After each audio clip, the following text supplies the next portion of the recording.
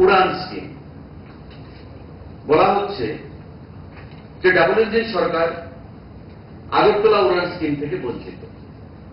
উড়ান comes under RCS, regional connectivity scheme, যেটা ভারতবর্ষের সরকার 2016 সালে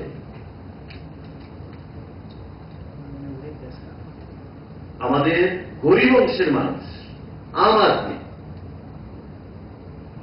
যাতে ফ্লাইট অ্যাভেল করতে পারে, ফ্লাইট জার্নি, তার জন্য সেটা চালু করেছে। দেশের আম আদমি, উড়ে দেশকা আম আদমি, এই স্পিরিট নিয়ে, চিন্তা ভাবনা নিয়ে উড়ান স্কিম তার যাত্রা শুরু করেছে। কিন্তু উড়ান স্কিমের একটা গাইডলাইনও রয়েছে। গাইডলাইনটা কি? যে উড়ানের ফ্যাসিলিটি যে পাবে ওই এয়ারপোর্ট আইদার আনসার্ভ হবে বা আন্ডার সার্ভ হবে। মানে আমি আগরতলা থেকে কলকাতা যাব, এখন বলছে কি যে আগরতলা কলকাতায় উড়ানের ফ্যাসিলিটি থেকে বঞ্চিত রাজ্যের জনগণ। ডাবল ইঞ্জিনের সরকার, প্রশাসন নির্বিকার, হয়তো নিউজে। আসলে Agartala airport to Kolkata airport, end to end. তবে আইদার আগরতলাকে আন্ডার সার্ভ হতে হবে বা আনসার্ভ হতে হবে, অথবা কলকাতা এয়ারপোর্টকে আন্ডার সার্ভ হতে হবে বা আনসার্ভ হতে হবে। তো আগরতলা বা কলকাতার মধ্যে কোন এয়ারপোর্টে তো আন্ডার সার্ভ নয় বা আনসার্ভ নয়। আন্ডার সার্ভ মানে যেখানে প্রতিদিন একটা বিমান চলে, আর আনসার্ভ মানে যেখানে প্রতিদিন কোনো বিমানই চলে না। যেখানে কোনদিন প্রতি বিমান চলে না মানে আনসার্ভ, তাকে সার্ভিসই দেওয়া হয়নি, তারা উড়ান স্কিমের আন্ডারে আসবে। এবং ভারতবর্ষে এমন অজস্র অনেক শত শত এয়ারপোর্ট ছিল যেগুলো আনসার্ভ এবং আন্ডারসার্ভ। আম আদমি সেই ফ্যাসিলিটি গ্রহণ করেছে। তো স্বাভাবিকভাবে আগরতলা আমাদের প্রতিদিন 16টা ফ্লাইট ওঠানামা করছে। খুব শীঘ্রই আমাদের 220 সিটের আরো একটা ইন্ডিগো এয়ারবাস 220 সিটের আগামী 16 তারিখ ডিসেম্বর মাসে তার যাত্রা শুরু করবে।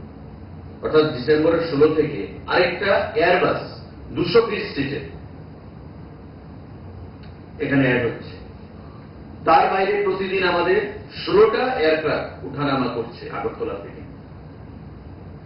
আইদার এটা মানে নাইদার ইট কামস আন্ডার আনসার্ভ নর আন্ডার সার্ভ।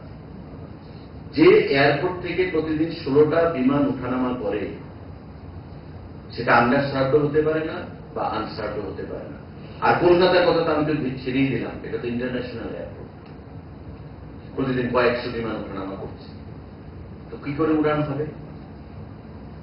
তাই মানুষের মধ্যে একটা বিভ্রান্তি, যে আমাদেরকে হয়তো আমাদের কেন্দ্রীয় সরকার বঞ্চনা করছে বা রাজ্য সরকার হয়তো কোনো ব্যবস্থা গ্রহণ করছে না, যেটা সঠিক নয়।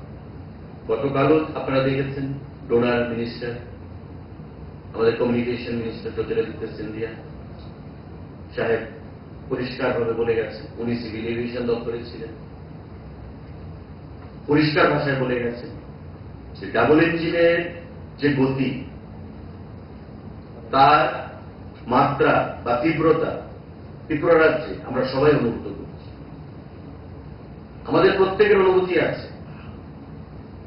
আমাদের এয়ারপোর্ট কি ছিল, আজকে কি হয়েছে। আমাদের আগে কটা রেল যেত, রাজধানী পর্যন্ত আমরা পেয়েছি, কাঞ্চনজঙ্ঘা আমরা পেয়েছি, আগরতলা টু মুম্বাই লোকমান্য তিলক আমরা পেয়েছি, কিষান রেল আমরা পেয়েছি, তেজস আমরা পেয়েছি, সাবরুম পর্যন্ত আমাদের